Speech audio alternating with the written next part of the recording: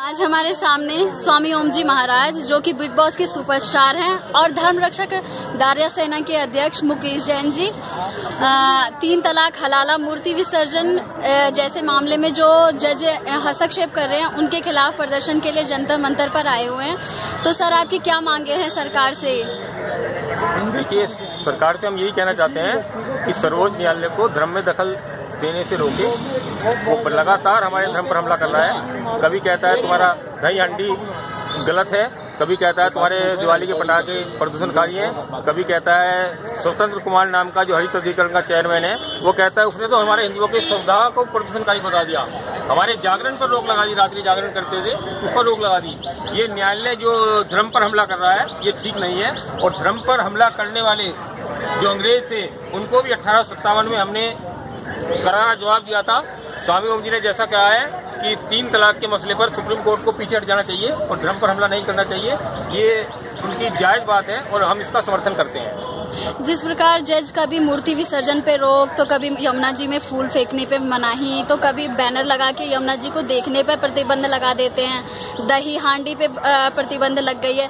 तो इस खिलाफ के जो हिंदू विरोधी मुस्लिम विरोधी जो कार्य हो रहे हैं उसके खिलाफ जो जज कार्य कर रहे हैं उसके खिलाफ आपकी क्या मांगे हैं? देखिए, हमने हरित अधिकरण का चेयरमैन था स्वतंत्र कुमार, जिस नीच ने हमारे बंदरों को प्रसाद देने पर प्रतिबंध लगाया आज और भाटी की खान में ले जा पकड़वाकर बंदरों को भिजवा दिया। वहाँ हजारों संख्या में बंदर ठंड से मर गए।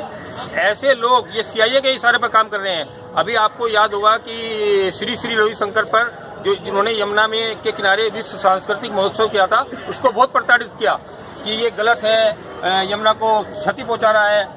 ये सब हमारे कुंभ लगता है, महाकुंभ लगता है, उस पर भी हमला करने की ये दृष्टिकोण है जजों का और हम इस सब के खिलाफ हैं।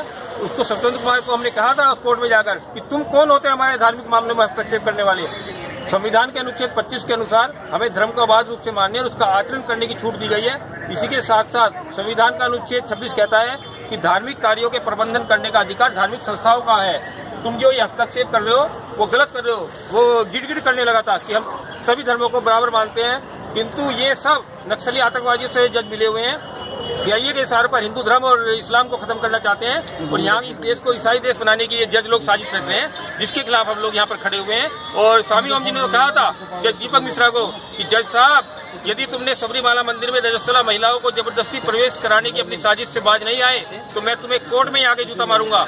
तो आज हर तरह से जो धर्म पर हमला हो रहा है उसके खिलाफ हम लोग जंतर मंतर पर ये सब बात कह रहे हैं। तो आपके लोगों से जो हमारे हिंदू और एवं मुसलमान भाई हैं उन लोगों से क्या मांगे हैं? कैसे आप उन लोगों को एकजुट होने के लिए क्या प्रेरणा के लिए कैसे कह रहे हैं कि एकजुट होकर इनका विरोध करें? मुसलमानों से कहा है कि जुम्मे के दिन, अभी जो जुम्मा आ रहा है परसोई, उस दिन सुप्रीम कोर्ट का घेराव करो और इन जजों की ईंट फेंट बजा दो जो धर्म पर हमला करने जा रहे हैं। हमारे सामने भारतीय नौजवान इंकलाब पार्टी के सतवीर जी हैं, वो भी 3 तलाक जैसी मामलों पे अपने विचार प्रस्तुत करेंगे। तो बताइए सर।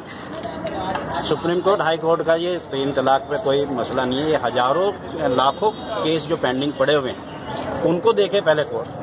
ये तो एक जनता का एक जो है ध्यान भटकाने के लिए ये काम किया जा रहा है और केंद्र सरकार को इसको पूर्ण अधिकार है, कुछ भी फैसला ले सकती है 3 तलाक पे और इसमें मुल्ला मौलवियों को अधिकार है, सुप्रीम कोर्ट का कोई अधिकार नहीं है। दूसरा ये है कि जो हमारा जो सबसे बड़ा जो काम चल रहा है, जो भारत पाकिस्तान के जो उस पर सीमाओं पर जो हमारे सर काटे जा रहे हैं उसको देखा जाए सबसे पहले।